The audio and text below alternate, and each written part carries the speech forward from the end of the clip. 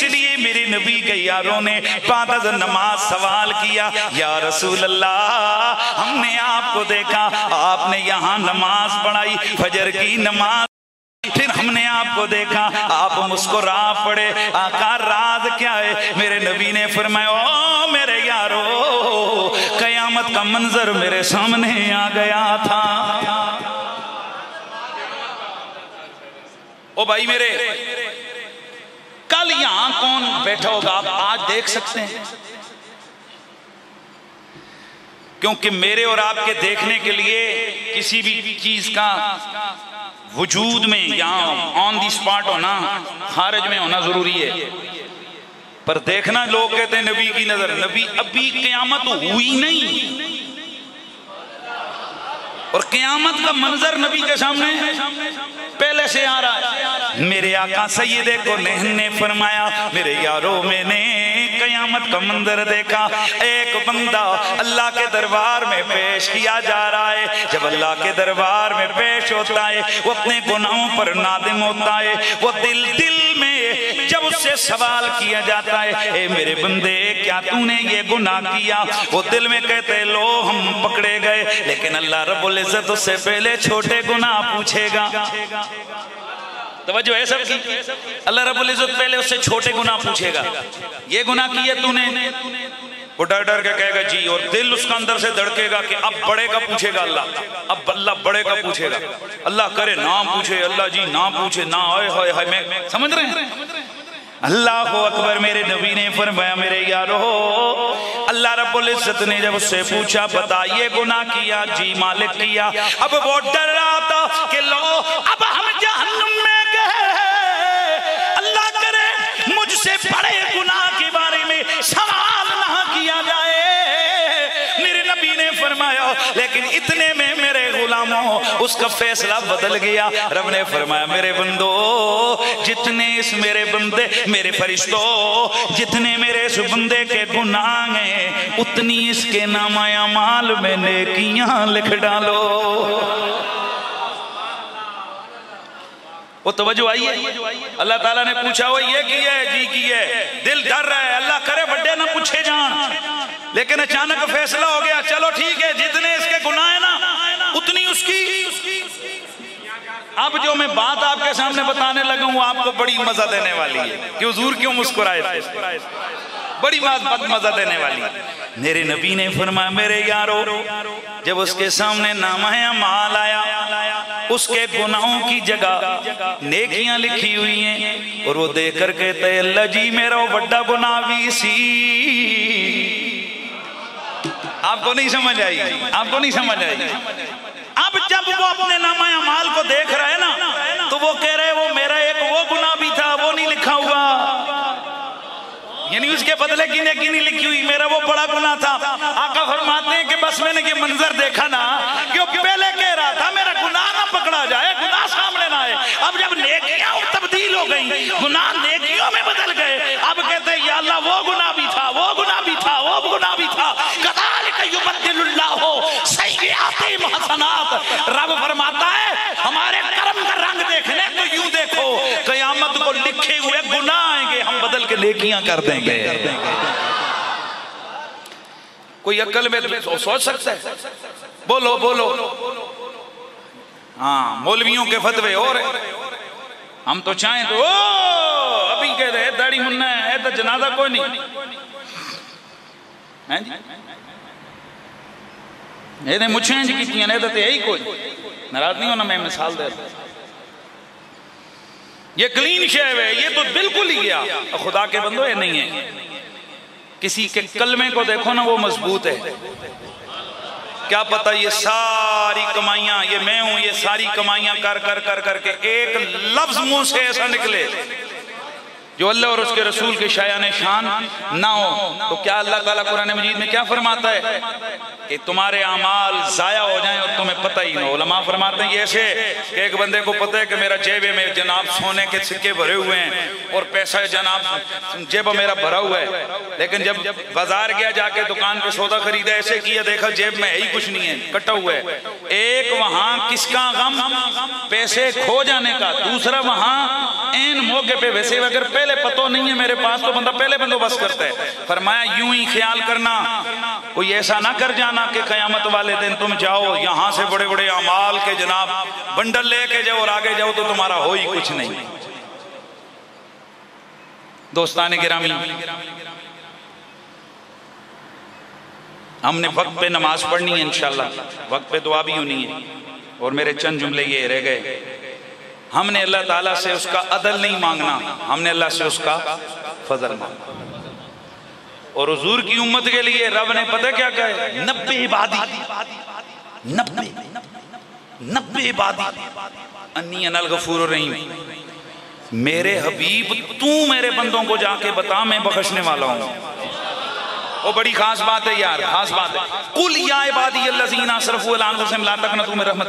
ए हबीब तू कह, तू बोल इनको कहे मेरे बंदो अगर अपने आप पर जुल्म कर बैठे हो तो खुदा की रहमत से मायूस। अब सवाल ये पैदा होता है कि ये अल्लाह ताला ने कहना है तो बीच में नबी से क्यों कहलवा रहा है? तू कह,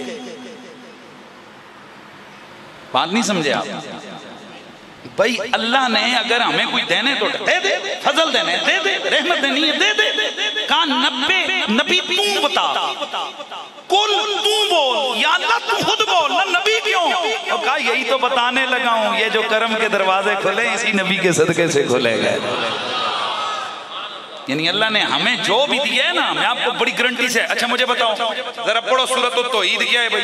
कुल हुवल्लाहु अहद, बोलो क्या पढ़ते हो? यही पढ़ते हो, कुल हुवल्लाहु अहद। नबी तू के अल्लाह है के? अच्छा नबी के अल्लाह है के? अल्लाह तू खुद नहीं है? कुछ समझो यार। इसलिए उलमा फरमाते हैं अल्लाह अपना एक को नबी बयान करता है, बीच में नबी को रख के करता है कि बंदे को पता लगे कि मैं ऐलान तौहीद अपने नबी की जुबान से करवा रहा हूँ। इसी तरह वो अपनी रहमत के ऐलान करवाता है तो नबी की जुबान से करवाता है, वो फजल और कर्म के ऐलान करवाता है तो नबी की जुबान से करवाता है, ताकि पता लग जाए कि ये कर्म के दरवाजे अगर मुझ पे खुले तो मोहम्मद के कलमे के सदके से खुले। सुभान अल्लाह की आवाज आ जाए, हुजूर के कलमे की वजह से खुले। अब बताओ यार, दिल कुछ छोटा होया कोई नहीं कि यार असि कलमे वाले हैं भाई। बोलो जो जो अपने अमल पे जिनको तस्बीहों पे नाज है वो नहीं बोलो, और जिन्हें हुजूर के कलमे पे नाज है वो जरा सुभान अल्लाह की आवाज आ। मेरे नबी ने फरमाया मेरी उम्मत को मायूस ना करो, और आज हम सबसे ज्यादा मायूसी फैला रहे हैं। और मैं तो रहमत की बात अक्सर करता हूँ, क्यों पता है? हदीस शरीफ पढ़ी उसके बाद अक्सर ही करता हूँ। हुजूर फरमाते हैं क़यामत का दिन होगा, खतीब को जहन्नम में ले जाया जा रहा होगा। वो फरिश्तों ये से किधर ले जा रहे हो? या अल्लाह ये गुनाहगार है। क्या ये वही नहीं है जो मेरी रहमत के किस्से लोगों को सुनाता था?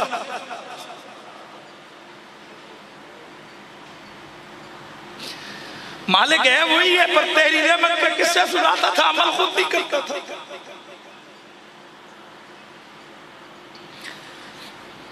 नया फरमाते अल्लाह ताला फरमाएगा ओ मेरे फरिश्तों मुझे हया आती है ये लोगों को मेरी रहमत के किस्से बताए और मैं से जन्नत में भेजूं, जाओ मेरी रहमत की वजह से इसे भी जन्नत में लेके जाओ।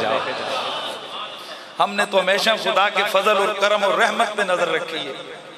जे मैं वेखा अमला वल्ले कुछ नहीं मेरे पल्ले, जे मैं वेखा तेरी रहमत वल्ले वल्ले बल्ले बल्ले। आप लोग शायद आप लोगों का ये उज़र आपका काम आ जाए कि हमें तो अल्लाह जी पता ही नहीं था कि ये गुनाह है। हमारा तो कोई उज़र भी नहीं है साहिबो, हमारा तो कोई उज़र भी नहीं है। हमने तो मदरसों में पढ़ा है, हमने तो अरबियां पढ़ी हैं, हमने तो बुखारियां पढ़ी हैं, हमने तो सब कुछ पढ़ा हुआ है, फिर भी अमल कोई नहीं है, फिर भी नेकियां कोई नहीं है। अब तो गए ना रगड़े में आ गए, पर जे में वेखा अमला वल्ले कुछ नहीं मेरे पल्ले, ओ जे में वेखा तेरी रहमत वल्ले बल्ले बल्ले बल्ले। खुदा की रहमत और मौत को याद करें। हुजूर ने फरमाया कि जब बंदा गुनाह करता है उसके दिल पे दाग नुक्ता जंग लगता है, फिर करते करते जब वो तौबा कर ले मिट जाता है, ना करे दिल बिल्कुल उस तरह जंग आलूद होता है जैसे लोहा जंग पकड़ लेता है। साहबा हैरान हो गए, यार सुना जंग उतारने का कोई जरिया है ना? हुजूर क्या फरमाया तज़किरतुल मौत, जब बंदा मौत को याद करता है वो दिल का जंग उतरता है। कुरान की तिलावत करता है दिल का जंग उतरता है। मैं समझता हूं अल्लाह की कसम ये जो महफिल है ना, ये खत्म चैलम की, ये भी बड़ा अल्लाह की रहमतों में से एक रहमत है कि ये भी एक अल्लाह का एक अंदाज़े करम है कि इसमें आकर कम अज़ कम हमें अल्लाह रसूल की कुछ ना कुछ बातें सुनने को मिल जाती हैं। केवल शाह साहब के इसाले सवाब की महफिल है, तो अल्लाह ताला ने कुरान मजीद में फरमाया कि सब फना हो जाएंगे, सब फना हो जाएंगे, कुल मन अफान, एक अल्लाह बाकी रहेगा। आगे क्या फरमाया, अब यही आला है। यार मेरी गल सुनो, मैं तुहानू जनाब पानी पिलावा पिला के आखा मजा आई, ये तो गल बनती है। शरबत पिलाऊं, खाना खिला के कहूं मजा आया, बात बनती है। तो मैं थप्पड़ मार के आखा हूं मजा आई, नहीं समझ आई आपको। अल्लाह फरमाता है कि सब ने तबाह हो जाना है, सब खत्म, एक मैं रहूंगा।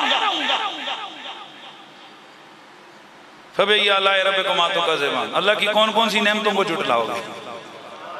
ये अल्लाह हमारी मौत का बयान कर रहा है, हमारे फना होने को बयान कर रहा है, कह रहा है तुमने मिट जाना है, फिर इसमें हमें कह रहे कौन कौन सी नेमत को याद करोगे? हाय हाय हाय हाय हाय। मुफस्सिरीन उलमा आप फरमाते असल में बंदे मोमिन जो है ना, चूंकि उसको जो असल एवार्ड, एक मिनट, ये जो सरकारी मुलाजिम होते हैं आपको एक बड़ी उम्मीद होती है किस पर? पेंशन पे। तो पेंशन कब मिलती है? जब आप रिटायर्ड होते हो, उसके बाद एक हैंडसम अमाउंट इनको मिलती है, वो दिन जब इनकी पेंशन होती है। बताएं आपको लोग मुबारक देते हैं कि नहीं? मुबारक हो जी, बड़ी इज्जत से नौकरी की और आप पेंशन मिली है, ऐसे है ना? तो अब मसला ये है, हम हैं मुसलमान, हमने ये जो जिंदगी गुजारी है, हुजूर फरमाते हैं ये तो मेरे उम्मत के लिए कैद की जिंदगी है, ये कैद खाना है। इसे जो इनाम मिलेगा ना वो मरने के बाद मिलेगा।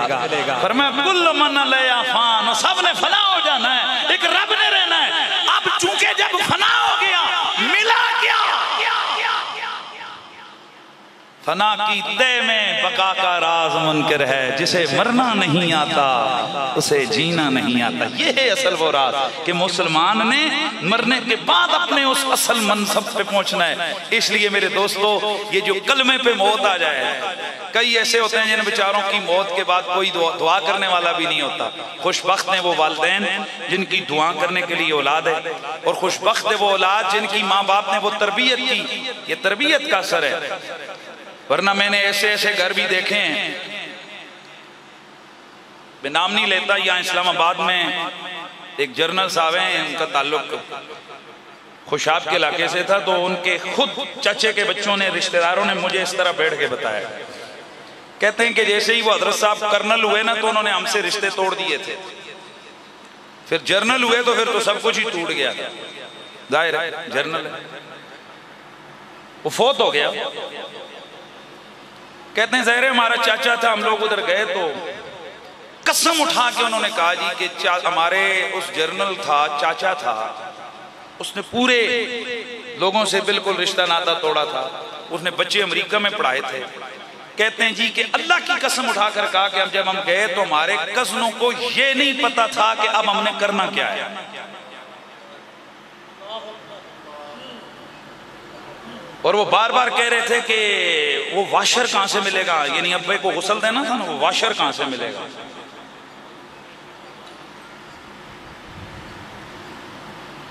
और कसम उठा के उन्होंने बताया कि वो 2-3 बेटे थे उसके, उनको जनाजे का नहीं पता था कि जनाजा कैसे पढ़ना है, क्योंकि जर्नल साहब ने पुत्र को बड़ी अंग्रेजी स्कूल में पढ़ा के माशाल्लाह डिग्रियां करवा के अमेरिका पहुंचा दिया था ना जी। लेकिन ये पता नहीं था कि इसके बाद, मरने के बाद मुझे पुत्रों की डिग्रियां काम नहीं आएंगी, सूरत यासीन काम आएगी। इसलिए मुसलमानों, मौत का भी ख्याल करो। ये सब एक मुसलमान है, वो जितना मर्जी है ऊपर चला जाए, उसको ये पता होता है मर के मैंने कब्र में जाना है और सवालों का जवाब देना है। लिहाजा अपने बच्चों को कुछ कुरान पढ़ा जाओ, यासीन कम से कम पढ़ा जाओ, इतनी तरबियत करो। मेरे अब्बा जी सारी जिंदगी, मेरी दादी साहब जब जाते आते तो मेरी दादी साहब की कब्र पे हम कहते अब्बा उधर जाने, तुसी फिर उधर कब्रिस्तान। हर वक्त वो हर शाम को, हर मगरिब के वक्त वालिदैन के लिए दुआ करते। आज शायद ही कोई ऐसा मौका हो कि मेरी दुआ में मेरे वालिद ना आते हैं। मेरे वालिद ने अपने वालिदैन के लिए दुआ करके हमें सिखाया। आप खुश नसीब हैं वो माँ बाप के जिन्होंने अपने माँ बाप के लिए दुआ की। आज उनके बच्चों को ये तरबियत है कि हमने अपने वालिदैन के लिए क्या करना है। लिहाजा आज आप अपनी औलाद के सामने ये रोल मॉडल रखें कि हम मुसलमान हैं, हमारा सब कुछ यहाँ रह जाएगा, हमारा असल मंजिल अल्लाह और उसके रसूल की बारगाह है।